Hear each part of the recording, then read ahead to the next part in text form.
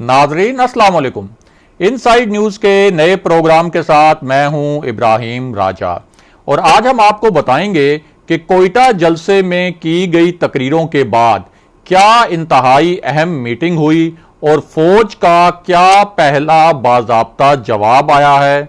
एक नहीं 3 बड़े इस्तीफों का मामला क्या है और इदारों के अंदर से दबाव की मंसूबाबंदी का मामला क्या है।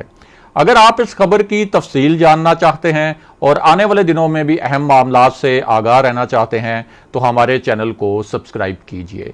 और अब बात करते हैं आज के मौजू पर, यानी कोयटा में की गई तकरीरों पर फौज का क्या पहला रद्द-ए-अमल आया है और 3 बड़े इस्तीफों का मामला क्या है। आपको इस इशू से जुड़े 2 इंतहाई अहम वाकयात और उनकी हैरानकुन तफसीलात बताते हैं ताकि आप इस मामले को अच्छी तरह और आसानी से समझ सकें। तो सबसे पहले आपको बताएं कि 2 इंतहाई अहम नौयत की कॉल्स के बाद एक हंगामी इजलास बुलाया गया। इस इजलास का ताल्लुक मौजूदा सियासी कशीदा सूरत हाल से है। इस इजलास का ताल्लुक army chief general Qamar Javed Bajwa और DGISI जनरल फैज हमीद पर लगाए गए संगीन इल्जामात से भी है। इस इजलास में कौन कौन शरीक था और इस इजलास में क्या फैसले किए गए उसकी पूरी तफसील भी आपको बताएंगे, लेकिन पहले आपको इसी मामले से जुड़े चंद नए हकायक और ताज़ा इंकशाफात से आगाह करते हैं ताकि आप इस मामले का जो पूरा पस मंज़र है और इस मामले का जो एक ख़ास किस्म का सियाको सबाक है उस सियाको सबाक को भी समझ सकें। तो मामला यह है कि इस इजलास के 2 पस मंज़र थे। एक पस मंज़र का ताल्लुक कोयटा में की जाने वाली 2 तकरीरों और 2 खौफनाक ऐलानात से था। इन तकरीरों से ज़्यादा इन तकरीरों में किए जाने वाले ऐलानात ज़्यादा ख़तरनाक थे। ये वो ऐलानात थे जो पाकिस्तानी चैनल्स पर नशर नहीं किए गए, लेकिन इन ऐलानात ने ख़तरे की एक बहुत बड़ी घंटी बजा दी। इन ऐलानात पर भारतीय मीडिया में खुसूसी प्रोग्राम नशर किए गए। भारतीय हुकूमत के सरकारी मीडिया सेल से भारत के बड़े बड़े चैनल्स को ख़ास हदायत भी जारी की गई और इन हदायत के शवाहिद भी अब सामने आ गए हैं। दूसरी जानिब अफगानिस्तान के मीडिया ने भी इन ऐलानात की बहुत नुमायां कवरेज की। इस कवरेज में यह तासुर दिया गया कि पाकिस्तान में पाक फौज के खिलाफ बाकायदा बगावत शुरू हो गई है। इन ऐलानात की मगरबी और अरब मीडिया में भी बहुत कवरेज हुई, यानी पाकिस्तानी चैनल्स पर नशर ना होने के बावजूद इन ऐलानात से जो हासिल किया जाना था वो हासिल कर लिया गया। ये जो 2 ऐलानात थे ये मियां नवाज शरीफ की तकरीर से अलग थे।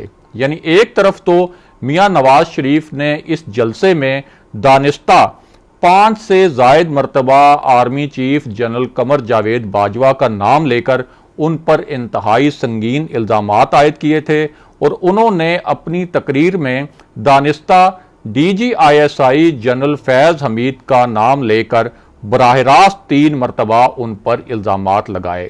ये नवाज शरीफ की एक नई हिकमत अमली है कि अब इस्टेब्लिशमेंट का लफ्ज़ इस्तेमाल करने के बजाय डायरेक्ट जनरल बाजवा और जनरल फैज हमीद के नाम लिए जाएं ताकि उन पर दबाव डाला जा सके। अब एक तरफ ये नवाज शरीफ की तकरीर थी और दूसरी जानिब इसी जलसे में 2 मजीद खौफनाक ऐलानात किए गए।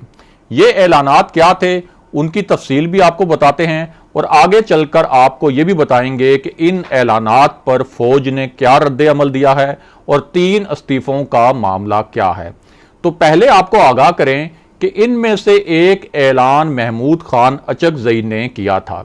महमूद अचकजई ने कहा था कि पश्तूनों और बलोचों की ज़मीनें अफगानिस्तान में हैं। वो पहले हर रोज़ सरहद पार करके अफगानिस्तान जाते थे, अपनी ज़मीनों की देखभाल करते थे और वापस आ जाते थे।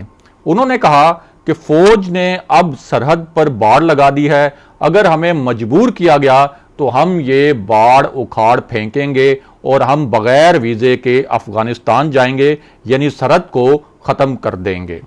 अब ये जो सरहद ख़त्म करने वाला मामला है ये हमेशा से अफगान हुकूमत का मौक़िफ़ रहा है और अफगान हुकूमत तो ये दावा भी करती रही है कि खैबर पख्तूनख्वा उसका हिस्सा है। अफगान हुकूमत पाकिस्तान और अफगानिस्तान के दरमियान जो ड्यूरेंट लाइन है उसको भी इंटरनेशनल बॉर्डर मानने से इनकारी रही है।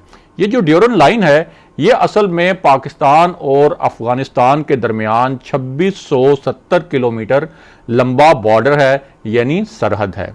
कोयटा जलसे में दूसरा खौफनाक ऐलान अख्तर मैंगल की जानिब से किया गया। उन्होंने इल्ज़ामात लगाए कि बलूचिस्तान जाग गया है और उन्होंने फौज के लिए ये इल्ज़ामात लगाते हुए ये अल्फाज भी इस्तेमाल किए कि अपनी वर्दी हमें दे दो। अख्तर मैंगल ने बलोच महरूमियों का कार्ड खेलते हुए कहा कि बलोचों के पास अब इतनी भी मुस्कुराहट मयसर नहीं जितनी उनके पास अंग्रेज दौर में थी। आपने बलूचिस्तान को कॉलोनी बना रखा है, बलूचिस्तान के जागने पर आपकी नींदें हराम हो जाएंगी और हम आपकी जेलों की दीवारें हिला देंगे। अख्तर मैंगल ने ये बात पाक फौज को मुखातिब करते हुए कही। अब जिस सरहद के बारे में ये धमकी आमेज ऐलानात किए गए उसके बारे में हम आपको चंद अहम हकायक से आगाह करते हैं और साथ ही इन ऐलानात पर फौज के रद्द अमल की तफसील भी बताते हैं।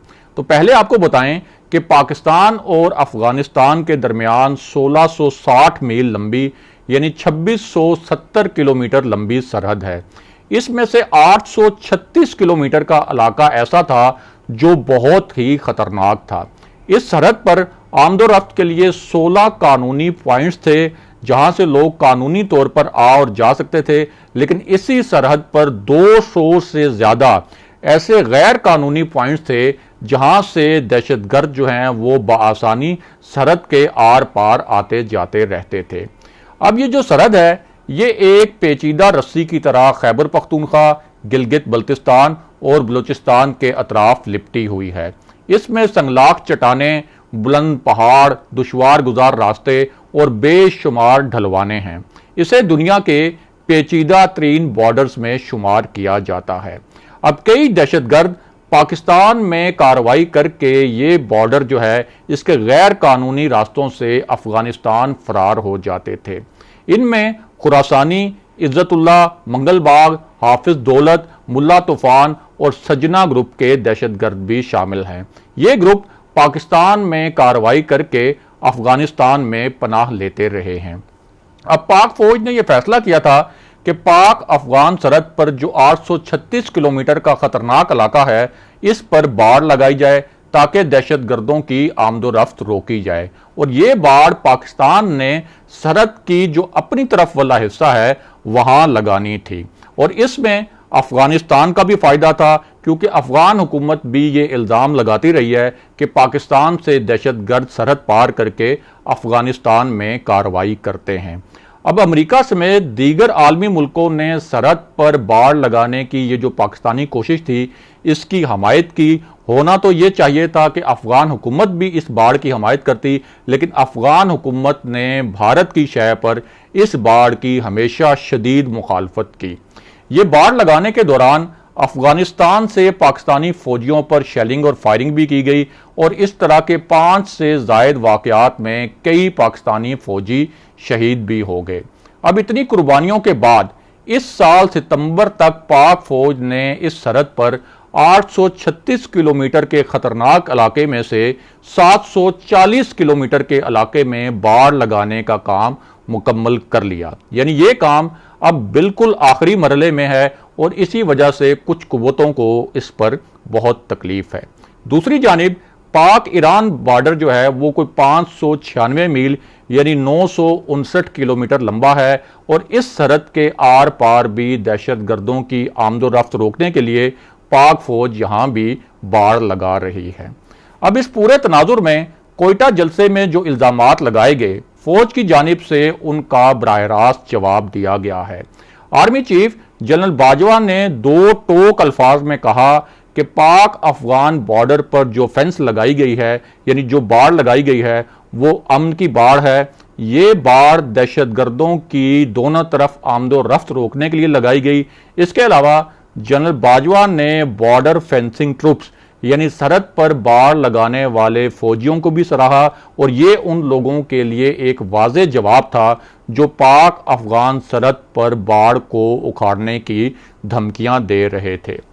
दूसरी जानिब लंदन में मौजूद सहाफ़ती ज़राए के मुताबिक नवाज शरीफ ने बरतानिया में मुस्लिम लीग नून के नायब सदर और दीगर रहनुमाओं से मीटिंग में एक नया दावा किया है। ज़राए के मुताबिक उन्होंने अपने करीबी हलकों को बताया है कि अगर इस्टेब्लिशमेंट पीछे ना हटी तो लॉन्ग मार्च के दौरान एक नहीं 3 इस्तीफों का मुतालबा किया जाएगा। यानी वजीर आजम के इस्तीफे के साथ साथ आर्मी चीफ और DGISI के इस्तीफे का मुतालबा भी किया जाएगा। इसका मकसद इदारे के अंदर से दबाव बढ़ाने की कोशिश है।